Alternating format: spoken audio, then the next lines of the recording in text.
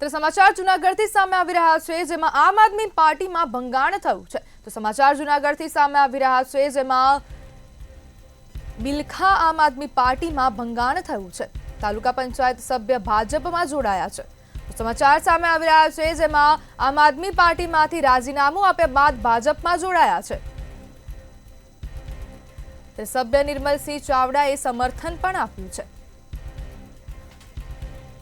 ભાજપના ઉમેદવાર કિરીટ પટેલને સમર્થન આપ્યું।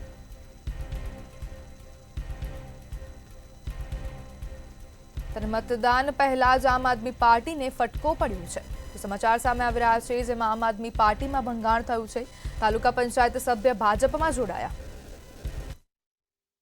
ચાવડા નિર્મલ 2021 આમ આદમી પાર્ટીમાંથી તાલુકા પંચાયત સદસ્ય બિલખા 2 ઉપર ચૂંટાણો હતો। ત્યાર પછી મારા વિસ્તારના જે વિકાસના કામોની જરૂરત હોય, મારે એ પાર્ટીમાંથી કામો ન થતા હોવાથી હું ભાજપમાં જોડાઉં છું અને આપણે 87 વિસાવદર વિધાનસભાના ઉમેદવાર કિરીટભાઈ પટેલને સમર્થન આપું છું। અને અમુક ભાજપના મારે પારિવારિક સંબંધો હોવાથી હું કિરીટભાઈ પટેલને સમર્થન જાહેર કરું છું।